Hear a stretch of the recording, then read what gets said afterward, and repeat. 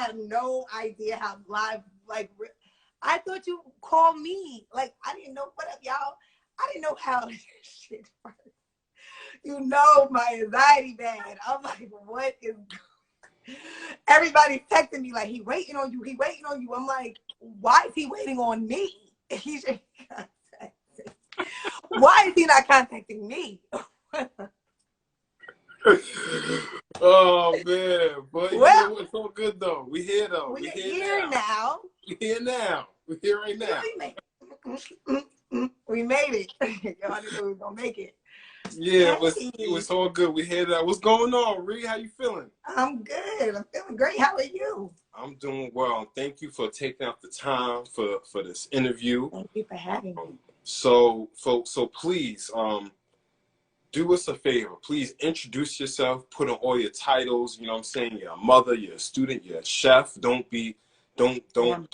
shy away from it. It's okay. Because whatever you don't say, I'm gonna say. So go ahead, like all your titles out. Let the people know. So yes, I am a mom. I am in school right now. I started school in August to get my culinary degree. So but I currently do have a catering and I'm a travel chef as well. Company Take a Bite LLC. All over the place. You know I like to roam. I'm a gypsy. I am, like I said, a student. I'm currently starting a consulting firm for Take a Bite. So that's something else that I'm doing that I know that we're going to get into. I'm like, and I don't know, like, I mean, I have my corporate history, like manager, you know, I was in guest relations and things like that. I get activist, philanthropist. I mean, you know, photographer. I'm a photographer. Mikey Hall wants to let you know that you're fine too. Thank you, Mike. Thank you, Mike. He's so extra. Yeah, so I'm doing a lot right now. Like a lot. But it's fun. So I say all that to say, you know, we're at where we're at now. And the only way to really appreciate where we're at now is to understand where we came from. So we understand where we're at now. So let's take it back. Let's take it back. Okay. Well, you want to go so you know, we're going way back. We're going way back. So as I was saying before, we're from the same hometown. Now I'm for Greenburgh. So the last thing I remember is, you know, we all graduated from high school. I remember seeing you a couple of times after we graduated from high school. But then after that, I remember you had left New York. So take me from there. After high school, where did you go after high school? We graduated in 07. After 07, I moved to North Carolina. I went to Livingstone College, HBCU, for a year. I left there. I went to Monroe, Louisiana, where I attended the University of Louisiana, Monroe. Was there a couple of years. I left there. I came to Atlanta. I went to a couple colleges out here. And then I left Atlanta. I was working, you know, I was working for the hotel, and I was a manager doing that. So when I was doing that, they promoted me and they relocated me to Nashville.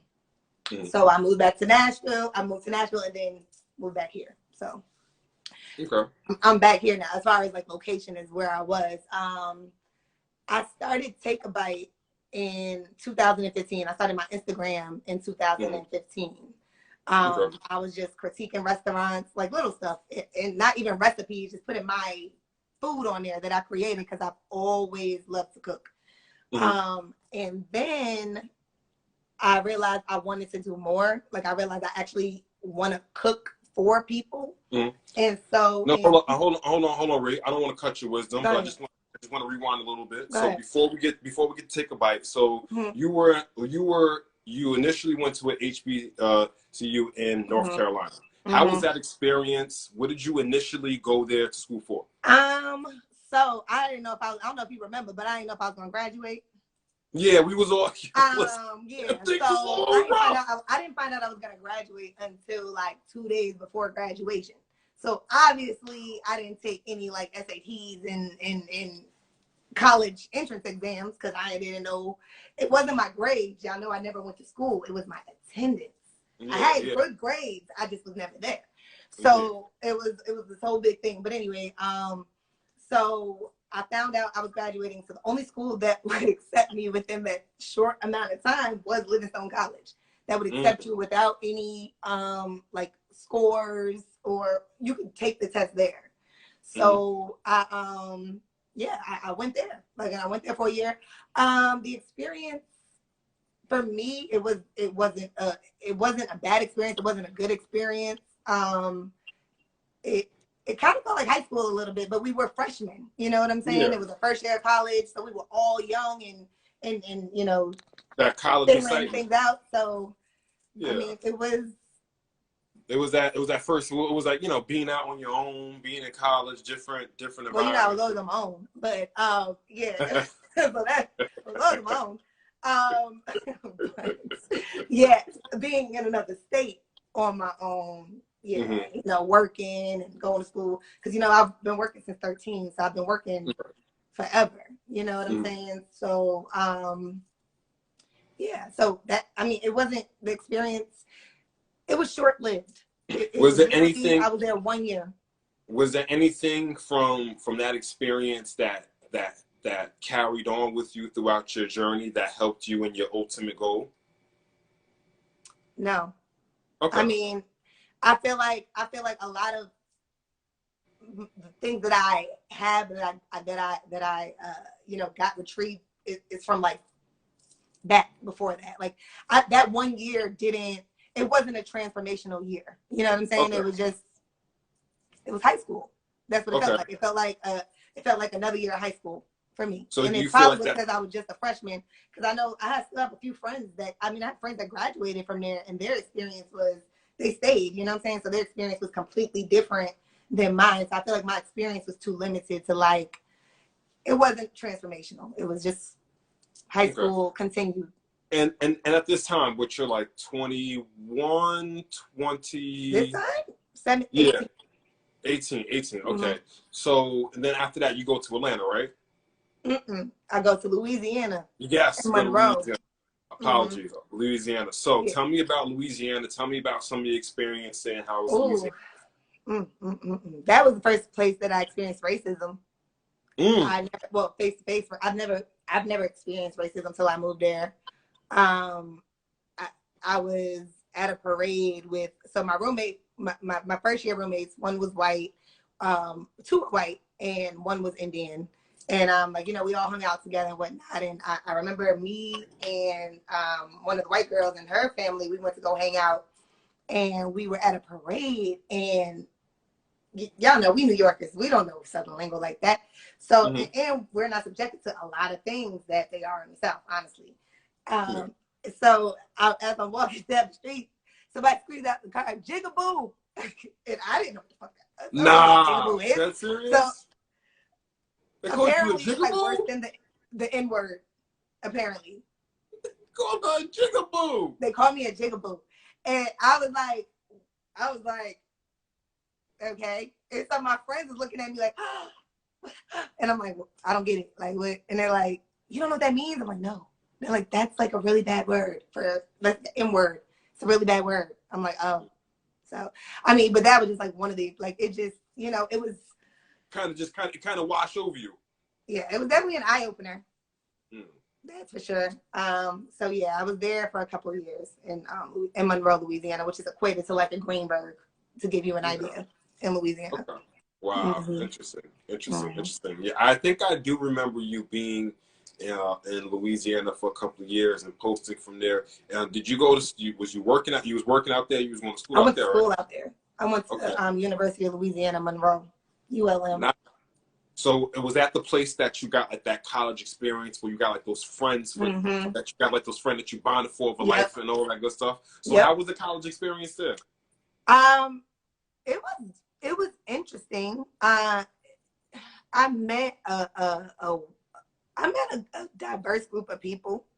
I got to see a different, like I said, the South is, I love the South. I prefer the South personally. I mean, for me, like I just like the feeling of it, but I don't know. It was just a completely different experience. You know, like it's the South. They have The the way of life is a bands bit and the slower. things like that. You know.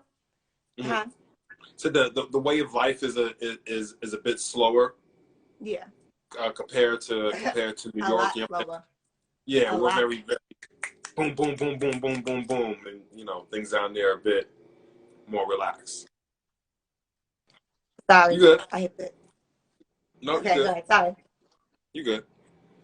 No, I was saying. So does that relate to why things are so different from the north to the south? Just because things are just move at a slower rate. I mean, that's definitely one. That's definitely one aspect of it. I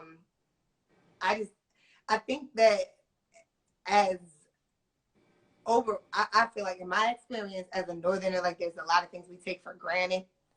That that like just the field trips and things we went on as kids, like stuff like that, going to the museums and the ballets and things like that. That you know, I don't know. I just feel like we were subjected to maybe, and I'm sure we were subjected to more because obviously we were right next to New York City and everything was there. But yeah, we see more. It's a culture change. It's a culture difference. Yeah, we see more of the world being where we were at. Right. You know what I'm saying? There's different kinds of people. We got Little Italy. We got Little China. We got stuff like there's so many different people where we are that you're going to be subjected to, you know, different experiences. Right. And that's not something, I'm not saying everybody in the South, but in my experience, most people that I meet aren't haven't been subjected to that.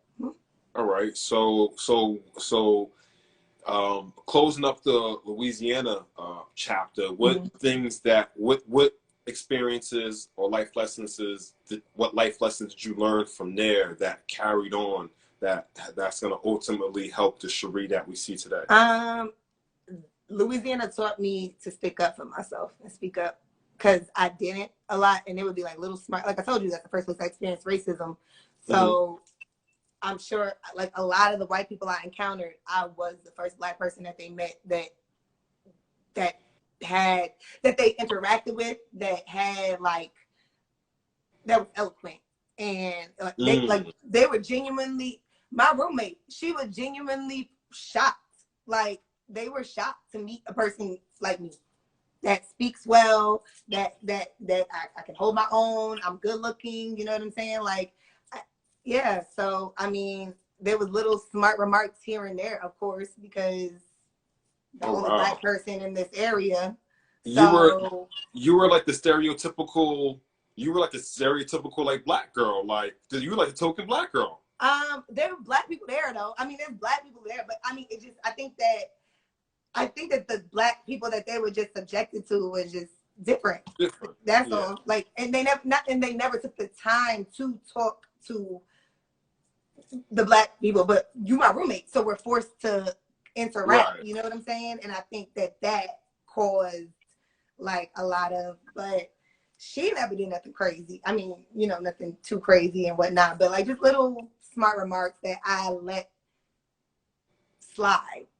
Right. Like little things that I just let slide and I let be. And like, I was like, nah, we're not going to do that anymore. And what age are you at during this time? 19, like 18, 19. This is the year after I left, like 19. 20, okay, so 20. You're starting to become more of yourself. You're starting to, that's kind of the time you start to question the world around you and stuff like that. I wouldn't say question the world around me because I've been on my own since I was 13. So like, you know, I'm worldly to say the least. I've had experiences. So I don't think any of those, like as far as the college experience itself, it was great, it was good, but I don't really feel like that prepared me for much. If that makes sense. All right. So then after Louisiana, we take that's when we head down to ATL. That's when we head to Atlanta. Yep, that's when we headed to the A.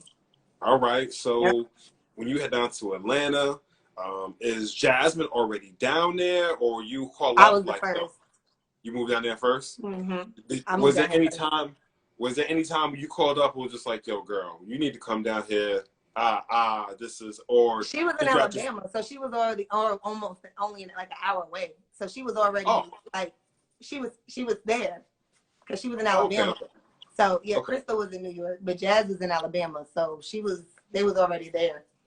Okay. Like, so, you know, it wasn't that much of a transition because we were seeing each other damn near every day anyway. Between North Carolina and Louisiana, did any kind of, I want to say like breadcrumbs or like any clues of like cooking start for there? Or has cooking always been yeah, something part of always. your I've life? been cooking since I was a kid. Like, I've been cooking since I was like 6. Like, cooking, like, for the family. Because you got siblings. Mm-hmm. Okay. So you always been cooking. Like, for the family. Yeah, I've been cooking. Even in college, there's pictures of me. Like, I used to, in my apartment, I used to hold events and dinners, and everybody would come and they would eat. Like, yeah, I've been doing this a long time. Okay. So it's something that's always, so cooking is something that's always been there. It's always been there. It's my passion. I love it. I love food. I love cooking. I love eating. Yeah. It's my passion.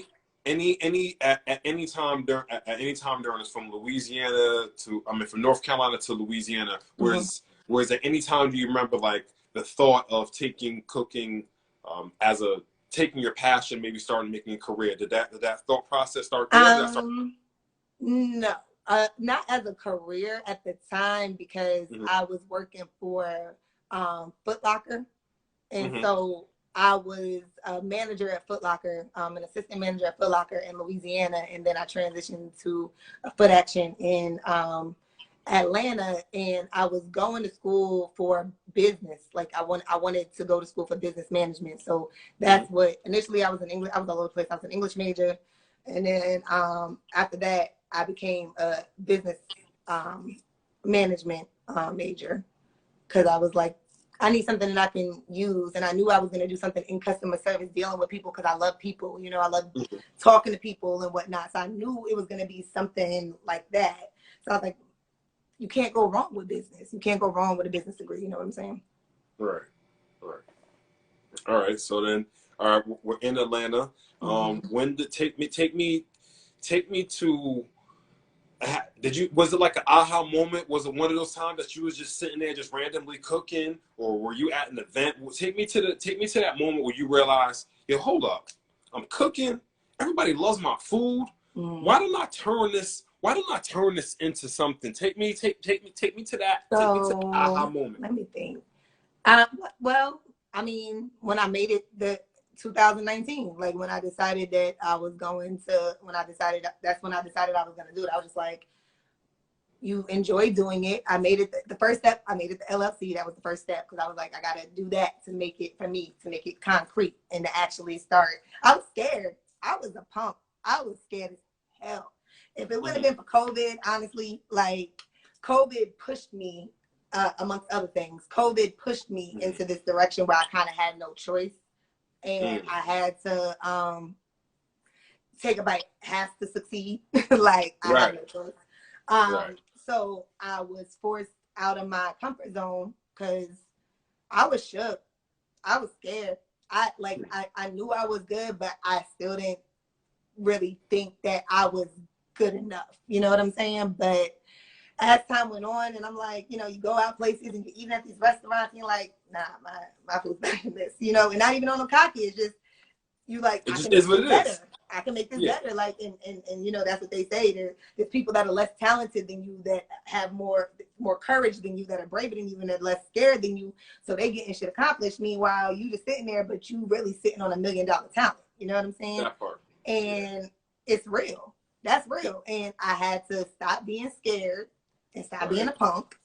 And I pushed myself, because this has been the passion forever. Like I said, 2015, I was just taking pictures and whatnot. And then 2019, I'm like, you know what? Nah, this is going to be something. Like, I'm going to turn it into something. And I don't know what I'm going to do with it. I don't know if I want to be a food critic or, you know, blog. I don't know what I want to do, but all right, so this is a good part. I don't want to cut your wisdom, so I just want to give people, maybe some people that are just coming in. So 2019 is when you decided, like, all right, I'm going to do something with my passion, and I'm going to turn it into something, turn it into a business. All right, so take me back to 2015. 2015 is when you initially first started Take a Bite? The page, yeah. It was just an Instagram page and a blog. Like, I actually had a Tumblr for it.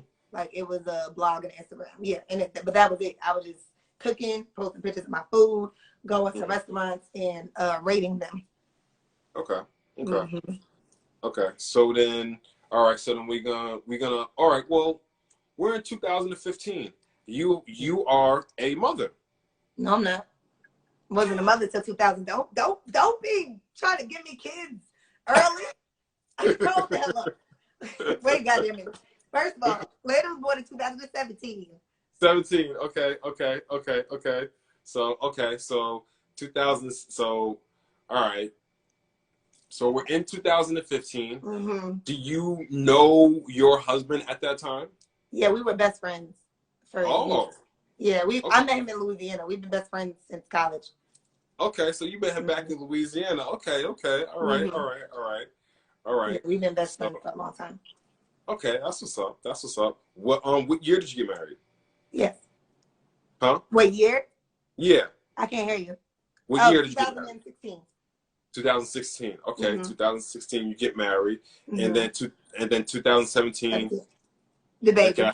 You become a mommy. So you know they say that, from what I've heard, I haven't had a baby lately. They say that that's when you don't have one. They say that's when you experience your greatest love, is when you have a child. It's an extension of yourself. Yeah. Can you attest to that, to having a business passion and having a child? Like, can you say some of the similarities between like birth? So I suffered from postpartum depression. So it was not that at all. Like it wasn't. After I had Landon, I already suffered from anxiety and I suffered from depression already. So I was more susceptible to it after I had Landon. So once I had Landon, like I was sad all the time. Like I couldn't sleep. I was depressed. I was overly anxious. I was taking Xanax. I was, I was depressed. I was in a really, really bad place. Like I wasn't suicidal. Luckily, my postpartum, because I know people whose postpartum got so bad that they wanted to hurt themselves, hurt their children. Mine was nowhere near that. You know what I'm saying? I just was like sad all the time, down all the time, numb. You know what I'm saying?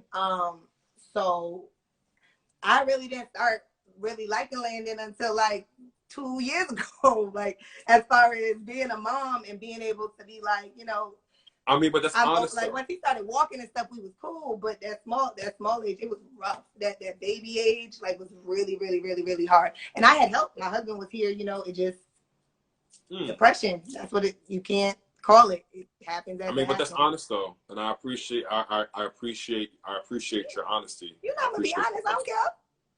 I'm gonna tell y'all. I'm gonna tell y'all. Yeah, for sure. Because it's real, you know what I'm saying? And women experience it, and not every woman is going to have a baby and it's going to be like, like, that's not what it is every single time, and it's okay if that's not what your initial reaction is, because your hormones is all over the place. Like, people go through things. So, yeah. So that's, but I'm very, very big on prioritizing, like, and I'm very big on making myself a priority. I think that's extremely important, and I don't feel bad about it at all.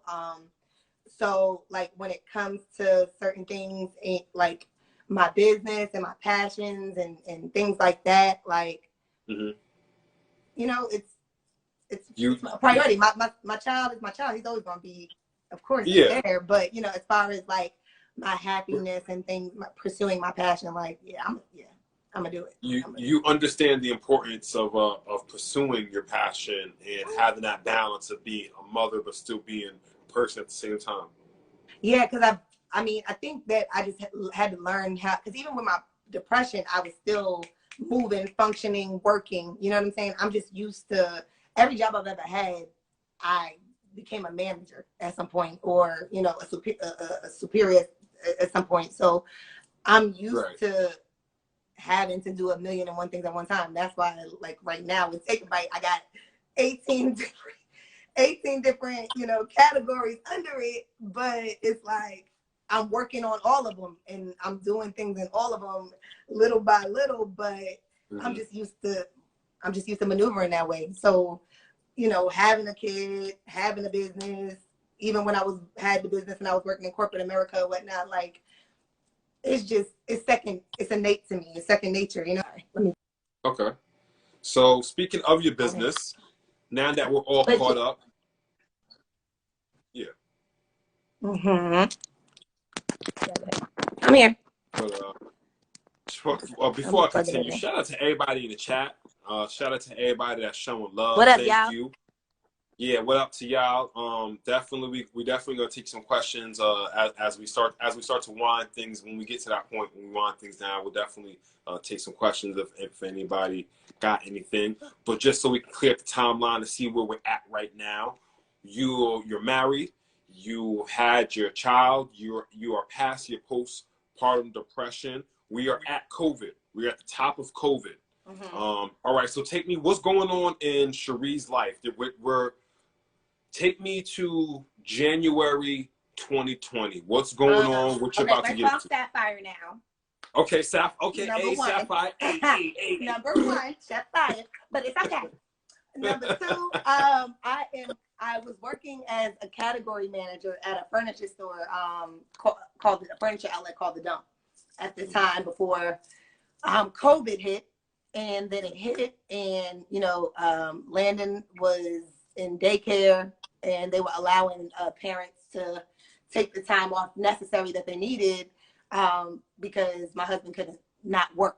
You know what I'm saying? So, I was like, okay, I'm gonna have to leave. So I ended up leaving, taking Landon out of school, and homeschooling him. And during that, I had already been in the process of getting my culinary stuff together anyway. I actually was supposed to go, I started in the fall. I was supposed to start in that summer a culinary school, but then something happened, so that fell through. But I had already applied and I was in, you know what I'm saying? So this kind of pushed it. COVID pushed it. I was like, yeah, I'm gonna just go ahead and go. What were your as a person, as a mother, as a woman, as a black woman, you know, I've seen a lot of your posts. Being in Atlanta, I've definitely. I'm gonna say that question for 1 second. But what did you take away from COVID, from being in quarantine? What were your takeaways from that? In regards to what? What do you mean? You know, in regards like to it shut down everything. In regards to your life, because you know we're always so used to being on the go, school, dropping the kids off at daycare, whatever. Like during COVID, you really had to just be still. I still was on the go. Like I still got in the car and went. Like I can't stay. I still suffer. I don't suffer from postpartum depression, but I still suffer from depression. You know what I'm saying? Like I still have it. I still have anxiety. I can't be confined. It's like I can't. So I was still moving. I was still moving around. I'll go to the park. Right. I'll drive around. I drive Uber Eats. You know what I'm saying? And Postmates. I was moving. So I honestly, as far as like just being shut in or feeling like I didn't really, I was lucky because I just kept moving. Like I just kept moving. I was never to a point where I just felt like stagnant. And I mean, especially when I started working on the business and everything, it just, I'm always gonna move. I can't help it. It don't matter. Okay, so we're right in like the knee deep of that. So you're in COVID.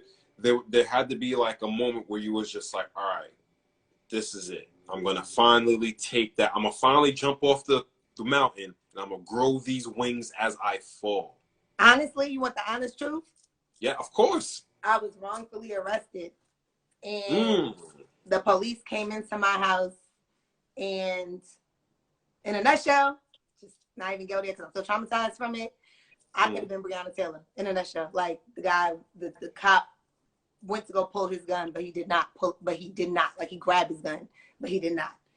And because of that, I have a pending felony on my account, on my background, which is coming off because my lawyer's taking care of that, and like I said, I can't really go into detail because but that scare of that, and then the fact that all these Black people were dying, there was no justice being served. Like, right. I'm marching, I'm protesting, you see my statuses, we screaming at, but none of that shit's working.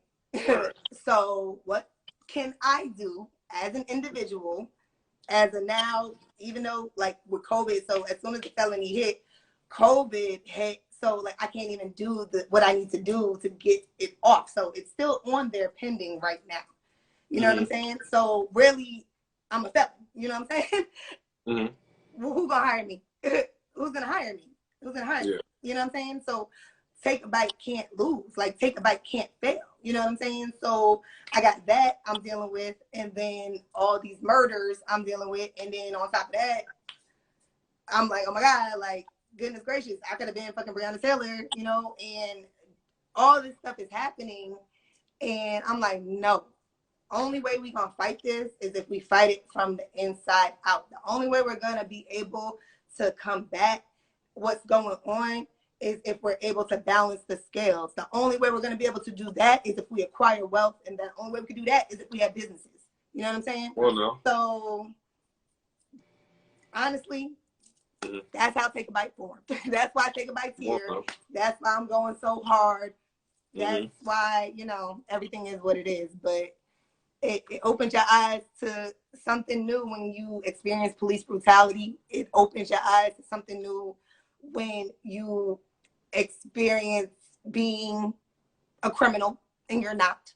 You know what I'm saying? It's when you deal with the justice system and it's wrong because, and you know it's wrong, and you know it's wrong because it's the color of your skin that is wrong. You know what I'm saying?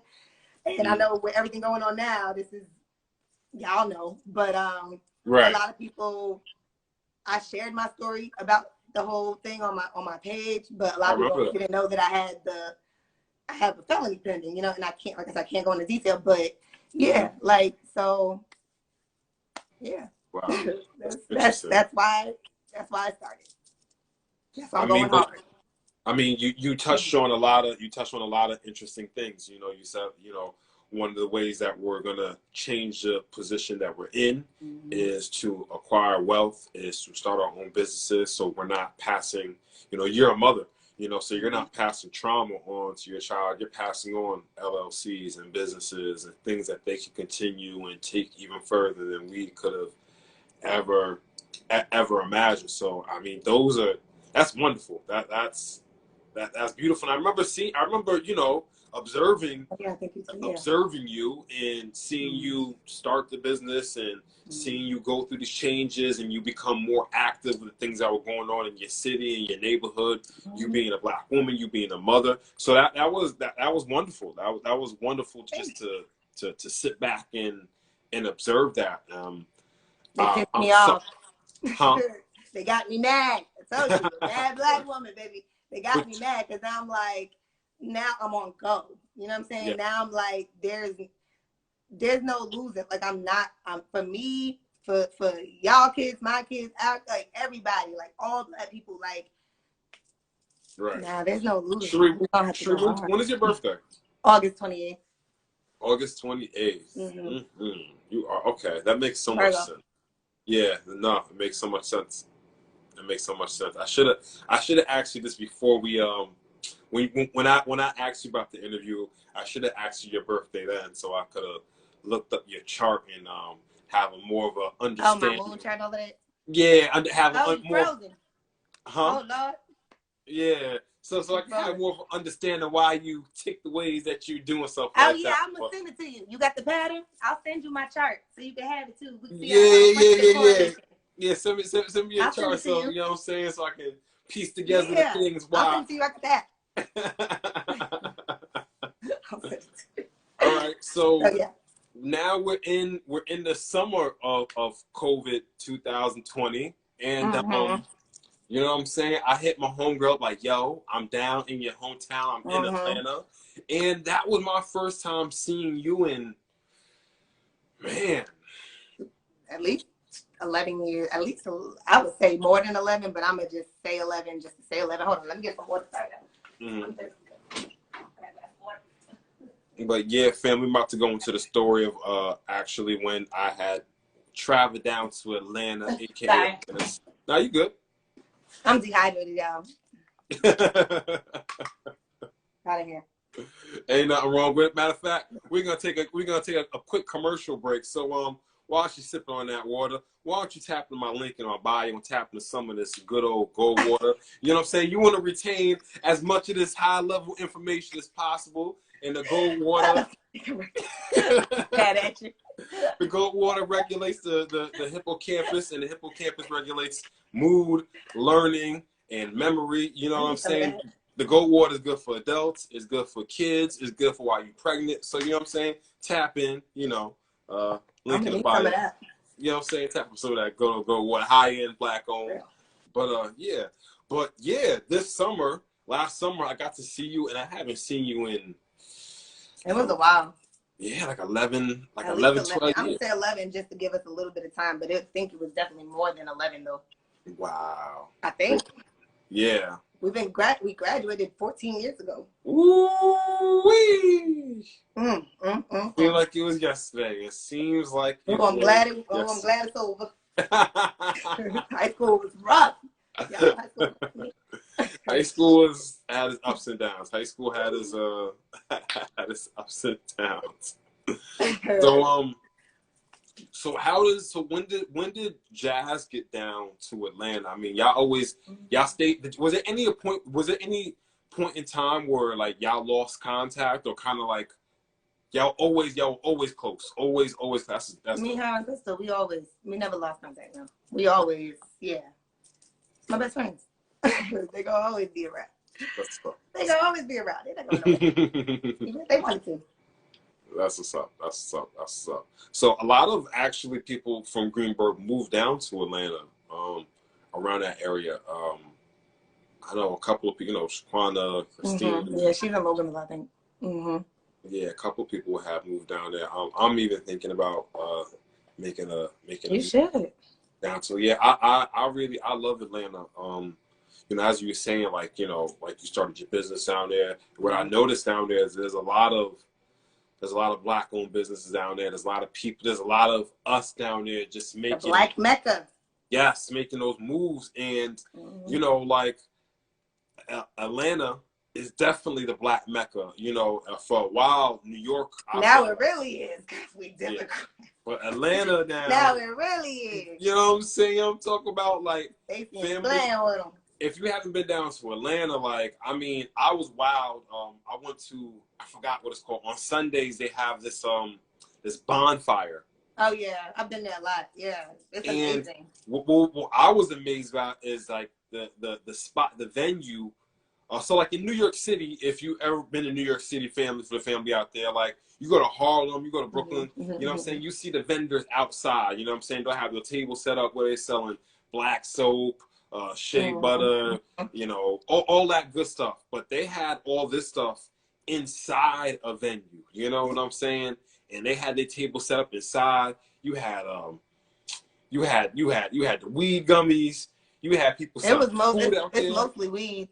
Yeah, it's mostly weed infused stuff, food. And you had people selling their T-shirts. You just had everything. It was like a little mini mall out there. Yeah. You know what I'm saying? Yeah. Everybody selling their thing, and it was just so dope just to see that camaraderie. Everybody just looking out for each other, and just had a business. Everybody was just helping each other out.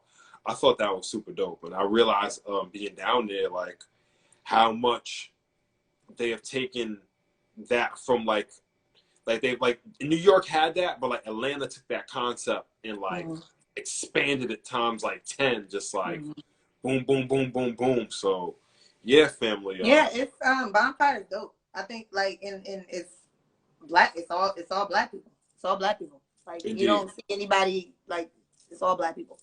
Word. I go and I support pretty frequently. Now that it's cold, I'm not going, but I was going over the summer. Yeah. Definitely a place for when it's fun. Yeah, for when it's more warm out there. It's for when it's warm. So, one of my teachers, billionaire PA, he always emphasizes the fact that people need to speak their dreams into existence. That they need to They need to speak what they believe, whatever they're passionate about. So I decided to make this a segment on my show. So I want you to take the floor, Ree, and speak your dreams into existence. And it can be for your own business. It could be things that you just want to see. I'm going to tell you what I'm going to do. How about I'm going to tell you what's coming. Okay. Tell me. Take a Bite is I'm starting a consulting group. I'm currently working with Black businesses now, where I'm helping them with their networking, their marketing, their branding, their guest issue resolution, because that is something that the Black businesses are doing terribly at. I mean, as far as problem resolution, you know, and the first thing we say when we go to a Black business and it is, I'm never shopping Black again. You know, that's everybody's. I want to change that narrative. So that's what I'm focusing on. And right now I'm doing it for free for Black businesses. Ultimately, it's going to be restaurants, obviously. But right now I'm working with all different kinds of business owners. I'm also, you know, the More Than a Chef movement, which is what all of this is all about, which is the feeding of the homeless, which we did on Christmas. We did a couple days before Christmas. I did a chop show for the kids in Brooklyn. It was virtual.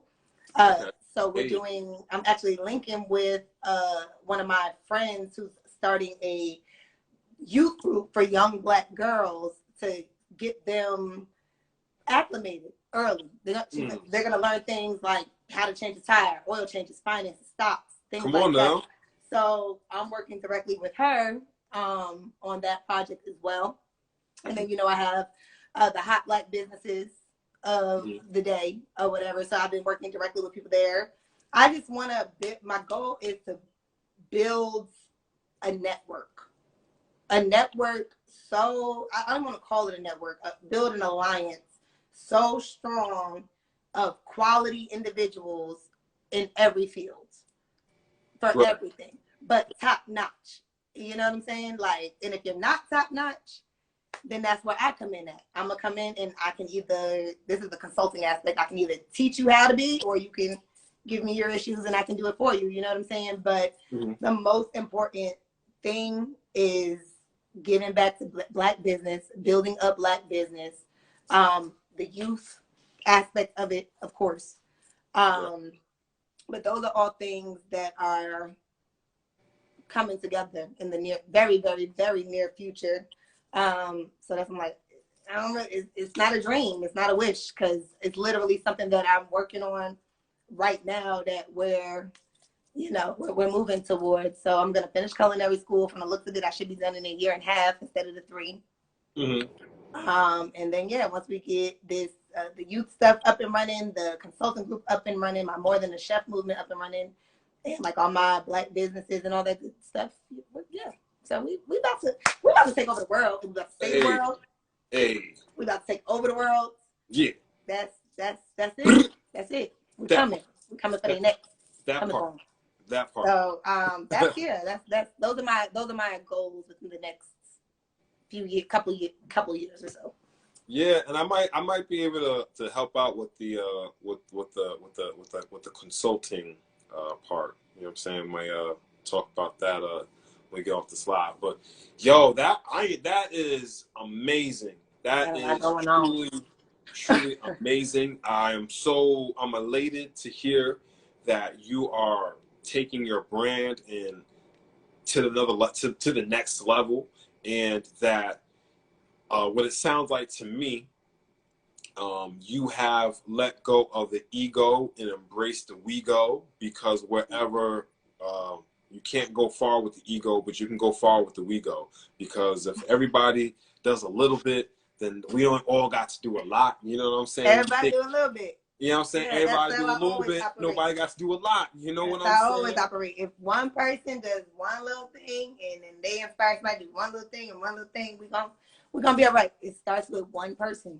Indeed. So. And I love the fact that you have like the mentality and the thought that like, you know, if it's not where you need it to be, you can come in and like instead of just criticisms, you have solutions. So you're moving in a solution-based manner. You know what I'm saying? That's what the white people paid me for.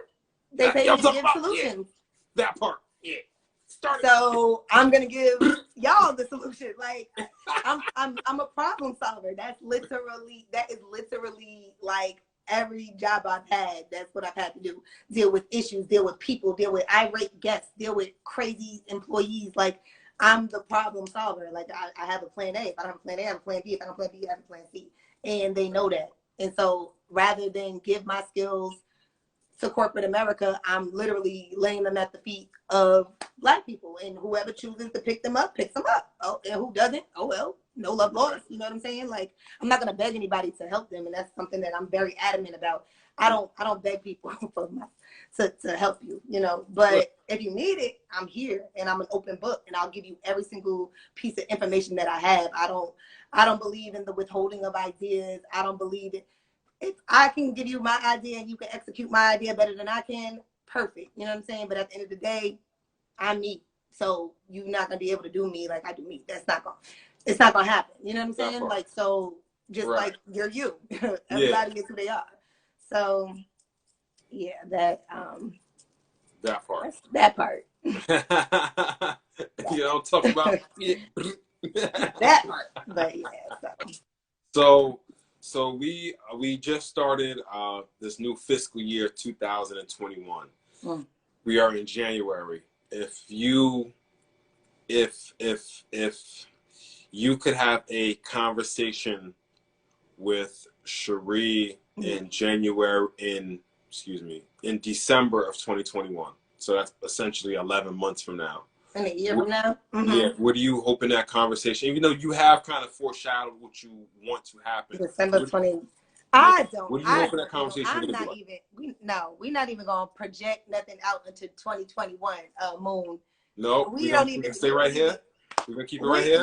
We just need to live for today. I mean, we're gonna live for today. Okay, I would tell myself. Let me think, because I don't even want to. At this point, with the way 2021 is looking, I don't even want to project. I mean, I'm here for it. I'm here for it. My tattoo right here says "Be here now." It says "Be here now." Be here now. I'm here for it. Okay. Yeah, just the things that I said. I mean, you know, like I feel like the things that I want, you know, aren't hard to get. Right. I'm not saying it won't be I'm not saying I won't have obstacles and I won't have challenges, but I have a clear understanding of what I'm looking to do and what I'm looking to change, and I have a clear understanding of the steps that I need to take in order to acquire that. So, I mean, I know just like with feeding the homeless, shit kept getting thrown our way. Oh my God, every chance, every opportunity, just things kept going wrong. I wanted to give up. Today, I just wanted to throw. I didn't even want to cook. Like, it was just so much, and like, you know, you power through, you push through, because it's like you're doing it for a greater good. You know what I'm saying? And like, I can't say that there won't be bad days or days that I want to give up, because I still suffer from depression. Like I'm managing it a hell of a lot better since I read this book called Jasmine actually put me onto it. It's called Only Love Is Real. And I read that book, and ever since then, it's been really helping me cope with my anxiety and just like realize anxiety is caused from living in the past, living in the future. Like you said, be here now. You got to live here now. So that's what I've been doing. Anytime I make myself do things I don't want to do that pertains to take a bite. Like anything, I'd be like, I just do it. I push through. And it could be anything. I mean, not even just pretending to take a bite. Life. It'd be like doing the dishes. I don't feel like doing it. I get up. And I have anxiety doing the task the whole time I'm doing it. But when I'm done doing the task, it's a relief that it supersedes, you know, the anxiety. So, like, that's something that I'm doing as well. But, yeah, December 2021, we're going to make it there. Yeah, we're going to make it there. We're going to make it there. We're going to make it. We're going to make it there. Speak it into existence. Speak it into existence. For real. So, Reed, as we start to wind it down, what is your favorite dish to cook? Probably Alfredo. Because I mastered my recipe. Alfredo, and it could be any Alfredo, like salmon Alfredo. It could be anything. I really love making Alfredo. What's your favorite from food? Scratch? What's your favorite food to eat? any seafood. I'm a seafood person, like lobster, crab legs. I'm seafood. I'm seafood all the way. So any seafood. If you could, this person can be from the past. This person can be from the future. This person could be from any time in history. If you can cook for one person, who would that person be? My Aunt Thelma. Why? That was my dog. And okay. I was young when she died. You know, I wasn't young. I was in my like 19, but I didn't appreciate her as much. You know, when you're younger, you don't really appreciate your older aunts and things like that. But like now that I'm older, I appreciate her so much more, and the things that she taught me and the things that I learned, and like even certain ways that I am as far as in the kitchen. Like she was high maintenance. She had a certain standard, and she ain't play when it came to a lot of things. And what she consumed was one of them. You know what I'm saying? So I would definitely, and she was an activist, and she was a teacher, and she was dope. You know what I'm saying? So she would be the person I would definitely want to cook for sure. Okay. Is there any celebrity from the past or anything like that if you had a chance to, that you would love to just sit down and cook for them? And from the past, no, but I'll say Drizzy. First of all, let's go ahead and speak that into December 2021 because I'm about to be Drizzy's personal chef. So I'm gonna see y'all when I get there. Don't worry, I'm gonna take y'all with me. I'm gonna shout y'all out, GB. I'm on 4, but no, for real. Drake. I'm coming for Drake. Yeah, I'm talking about. Okay. I'm coming for him. You don't understand. Get them. What's the if somebody was coming down? So I'll be down in Atlanta actually very, very soon. You better be careful because that mutant out here, that mutated strain out here. Out here people up. Yeah, I know. I got some work to do down there though. I'll be okay. What restaurants would you recommend immediately to people that coming down? Tom, Dick, and Hank's. But my friend had a bad experience. That one bad experience, but I always have amazing experiences there. They're Black owned. Triple J's, where we went. You know, the pizza place we went. Oh, that pizza place is dope. Yeah, and their wings are super duper duper bomb. Let me think of some other places.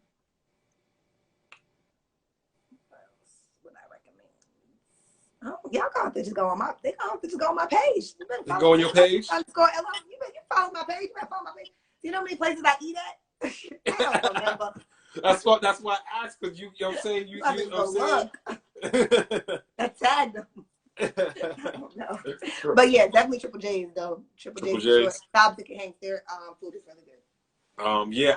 I like Triple. That's a pizza spot, right? Yeah, that was a pizza spot we went to. That spot was good. It was good, right? Yeah, it was good. I got a chance to go to I got a chance to go to Slutty Vegan. Oh, how was that? I never been. That was good. Everybody said it's amazing. They didn't have exactly what I wanted, but what I did get was really good. So you know, I'm saying it's all right. So as we start to wind down, please let the people know where they can find you at. You know what I'm saying? What if they want. Yeah. Yo, you are so silly. You are still silly. I love that. I'm glad that you are still silly. I'm glad that I'm always gonna be stupid. Even though like your mom now, you're still like dumb as hell. You're still like there's still like a large part of that person that I knew in high school and I knew growing up with, you know what I'm saying? There's still a large part of that there. So that's wonderful. I'm glad that you're still, that essence is still there. You know what I'm saying? You're still you too though. You're still you. Yes, I'm still me. I'm just older and wiser. That part. That's it. Not that much wiser though. Nah, girl, you wise. You got the wisdoms. You know what I'm saying? So yeah, let the people know where they can find you at if they want to tap. Oh yeah, I put it on here. Take a bite _LLC. You can find me. If you're in Atlanta, I have a special order menu, meal prep menu, where you can pretty much call and let me know what you want. Oh yeah, you can call me what you want. If you want something to eat, you can call me. You got some vegetarian dishes? In advance and let me know what you want. I'll make it and I'll deliver it to you. You got some vegetarian dishes? I do vegan dishes. Oh shit. Yeah, I do everything. That's why I had to start this whole special request menu, because I couldn't cook in bulk because I do so much that it was just, I want to custom cook for everybody. I want you to love your meal. Like, if you don't like onions, if you don't like certain textures. So that's where my whole meal prep and my special request came in. So if you like Roof Chris mushrooms, I always use them because I have one person that buys them. I'll make them. You know what I'm saying? Like, I could do a variation of it. I could do a vegan variation. I could do whatever I could do whatever you want. Oh yeah. I will be in touch. I will yeah, just let me know what you want me to make and I'll make it. You'll talk about it. Take a bite. Take a bite. Take a bite. Oh man. So that's it. That's all we got. That was fun. Even though we were 12 years late. Yeah. I was concerned, you know, they doing crazy shit out there at the Capitol and shit. I didn't know what the hell happened to you. You a young black man. I was like, "Are you okay?" No, I appreciate that. I was having some phone issues. I appreciate that. Nah, I'm good. Okay. I'm good up here in New York. You know what I'm saying? All right. I'm good up here in these streets. Thank you for taking the time out to tap into the show. Thank you for having me. This is so much fun. Yes. Yes. You're my first guest of the fiscal new year. Haas says I can't wait to come down to Atlanta and get some vegan dishes from you. Yes, come on. That will be a wonderful. Yo, Haas, man, we got to make that happen. We got to get down there at the same time. Me, you, and Crystal get down there. You know what I'm saying? Yeah, I will. Yeah. Hopefully y'all come post COVID because y'all can stay with me if y'all come post COVID. But if y'all come before COVID, y'all have to take some out and I'll just drop it off. And I'll see y'all outside of the park or something. Park, Piedmont, huh? Hopefully, not even hopefully. Around the June, July time, I'll be having a nice little house. Oh, yeah, your birthday. Oh yeah. Yeah. Oh yeah, I'm moving. I'm taking my talents to Atlantis. I'm taking my talents to Atlanta. I feel every black person should come here. Exactly. You know what I'm saying? Talk about that part. You know what I'm saying? It's a good place to live. It's affordable. And if you lived in New York and you come here, you're gonna feel like you a king. Yo, because the cost of living is so much lower. I was just talking to my homeboy down there, and he was telling me, he was like, "Yo, how much you paying for rent?" And I was like, "Yo, bro, I didn't want to tell you." Then he told me how much he was paying for rent. I wanted to throw the phone. I just want to take my phone and just. And it probably was nicer. My mom can't believe it. She's like, "Wait, so every complex has a pool?" I'm like, "Yes." She's like, "You said, wait, where's the AC?" I'm like, "AC. We have central air. What is AC? We don't have AC." You know what? Fuck a fan. You know one what? connected to the ceiling. You get bougie, you move out here. I see. You get privileged. I see. That's why I gotta get out to the A. I love New York, but it's time for me to. Gotta go. It's my final season. I'm leaving out with a bang. But yes, family, go tap into Cherie. Take a bite. If you're in the A, you know what I'm saying, call her, get them custom orders. My phone number is on there. You know what I'm talking about? Hit her up. You got me feeling crazy about being in New York right now. Let me out. Let my people free. I already know. I know. You know what I'm talking about? So yes, thank you for tapping. Thank you for carving up time. You know, the Richie Thank y'all for watching. It was a pleasure. Yes, you know what I'm saying? High level conversation is the new normal. That has been Miss Cherie. I have been Mr. Richie Moon. Peace, love, and light to the family. Tap in and take a bite. We got Sapphire. He keeps calling me Cherie, but y'all call me Sapphire because that's my middle name, and that's what I go by now. My bad. But he knows without love, Sapphire. You know, my bad. You know, I'm talking about my bad. I'm so sorry. It's without love, Sapphire. You know what I'm saying? Struggling too. Well, and be struggling. It's all right. Christine, the only one that called me Sap. Nobody else. Everybody else, they learning. It's all right. Everybody else learning. I Sap. You know what I'm saying? Holla at Sap. You know what I'm saying? You know what I'm talking about? But yeah, family, peace, love, and light. Thank you, Sap, for tapping in. This has been the Richie Moon Show, and I will see y'all on Monday. I'm going to announce my next guest tomorrow, but I will see y'all on Monday. Tap in the Sap. Peace, love, and light, family. That part. And for the family still here, this will be available for podcasts immediately after we close out to this live. Peace, love, and light to y'all. Thank y'all for tapping in. And like I said, I will see y'all on Monday. That part.